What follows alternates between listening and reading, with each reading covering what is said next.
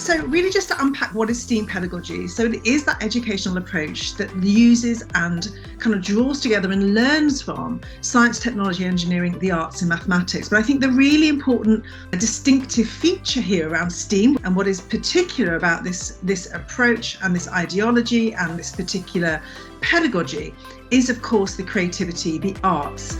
Lego Serious Play is a leaning in 100 meeting that we call it.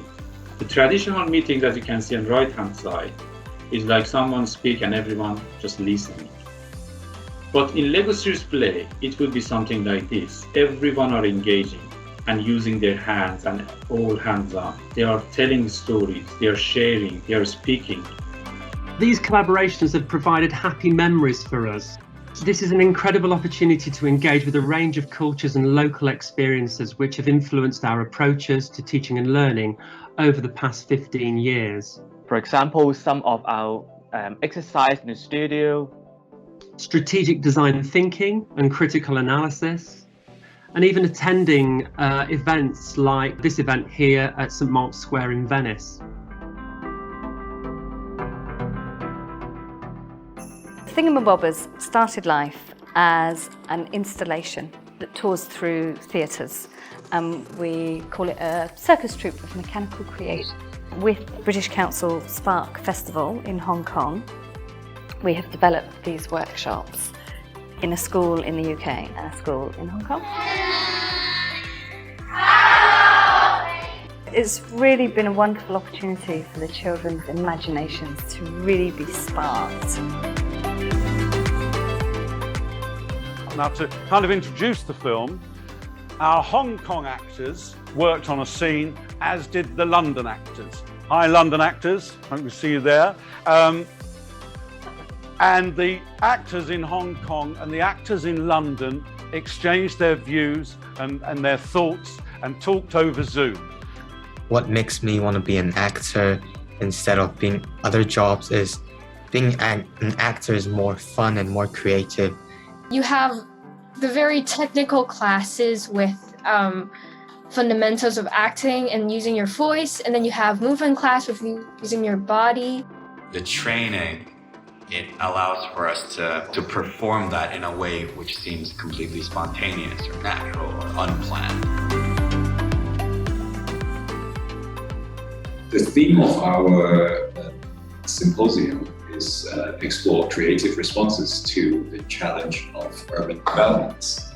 Some students from the UK were looking at these aging buildings, but then how the streets are actually occupied at a very small scale, at the very human scale. The visual communication students, they actually took time into drawing these out, these scenarios, try to really understand demographics and record it through their own sort of representational methods. The students' project here, we have quite different problems, but also I can see that we have the same problems as a mega city in Hong Kong as well, such as sustainability issues, such as social coherence, and the elderly population.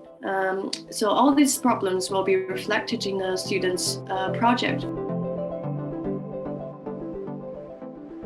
There seems to have been some confusion. I mean, the Middle East, and India were places that were known to Europeans, right? So they should have recognized them in the Chinese text, yet they didn't.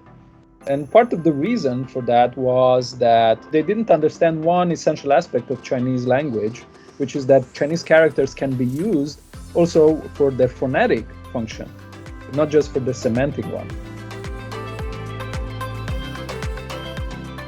What we'd like to introduce to you today is the way that we try and problem solve, which is creative lateral thinking to solve a problem. And sometimes the way we do that is by looking as much as possible at the big picture, because we realize it's not always just the person who is directly affected by dementia in their brain. It can be, as Yankee said, it can be their carers, it can be their family, and it can also be the wider public. So we try and look at the whole picture and try and think of ways that design can help improve this situation.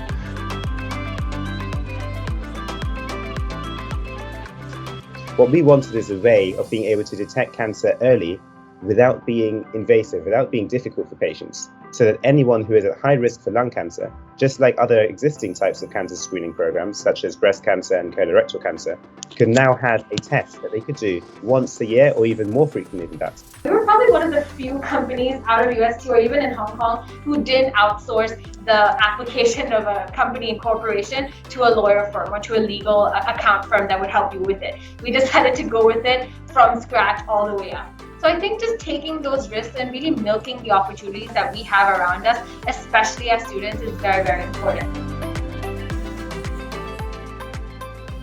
The skills of debating are directly transferable to whatever it is you choose to do while you're still at school or beyond.